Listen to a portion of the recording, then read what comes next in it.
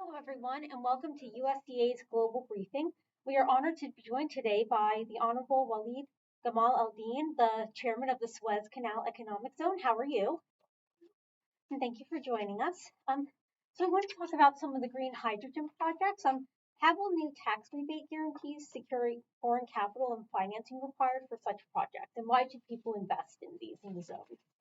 I think Egypt in the past few years has worked heavily to bring in investments in the green fuels industry, not just hydrogen, for various aspects, for whether it's for decarbonization of the local industry in Egypt, or whether to help in the bunkering of ships in the Suez Canal, or exporting cross-continental to different countries like in Europe, or at the end of the day, starting new projects to produce green products. So Egypt in Jan 24 issued a complete set of regulations and laws that would give incentives from tax perspective, from other elements, deductions to attract investors. Another thing that the Suez Canal Economic Zone was able to do is to create shared facilities that instead of each investor would replicate, would be all shared and to decrease the capex, like a shared desalination plant, a shared berth to push out these green fuels, or a shared utility corridor, a shared tanks. So the main idea was to lower and help the companies lower their investment cost to be able to achieve a price that would be competitive, especially that, as we know in the beginning of the years, these green fuels is a bit expensive compared to gray. Great. And what are the key priorities for port capacity expansion or specialization to best support the newly targeted industrial cluster energy? So the zone is comprised of four industrial areas and six ports.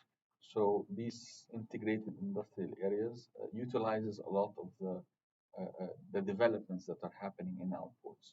So if we talk about Sokhna, we have increased the berth from around 3 kilometers to 21, adding 18.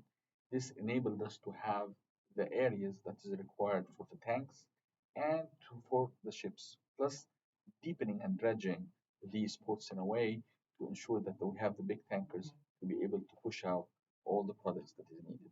So definitely, Egypt worked on all its ports and specific for the zone, Sokhna and East Port Said, which will play a tremendous part of this green fuels industry, as 98% of the bunkering of ships is happening in East Port Said port that over the last 2.5 years. Great. Thank you so much. And is there anything else you would like our audience to know about investment opportunities in this area?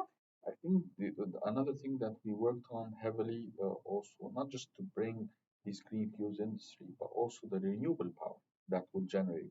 So to be able to do that, we looked out and started to attract investments and or investors or developers to produce these elements to produce renewable power, like the solar panels, the wind turbines, and so on. This is a necessary important factor. So, and we're looking for companies to do electrolyzers.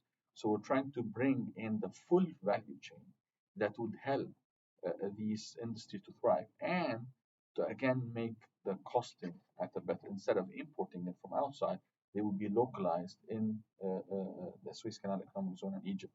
And we were able to succeed that in the solar panels and hopefully soon in other elements like the wind turbines, electrolyzers, membranes for desalination plant would be coming. So we're very much interested to engage with investors in whatever aspect they want to do, whether the production of the green fuels, whether partaking in the shared facilities or partaking in the development of the necessary equipment like the solar panels and wind turbines, or simply being a service provider within the bunkering and the fueling of ships around the Suez Canal. Wonderful. And if anyone watching this is interested in learning more about investment opportunities, where can they go? I think the first step is our website. We have the website for the Suez Canal Economic Zone, and thereafter they can contact us directly, and we can from there There's an email called invest@sezone.eg, and that email we follow up daily and make sure that we will respond to them on time. Wonderful. Thank you, Mr. Chairman, for joining us today. And thank you to our listeners for watching. If you want to learn more about USEA and opportunities to be involved, go to usea.org. Thank you and have a wonderful day.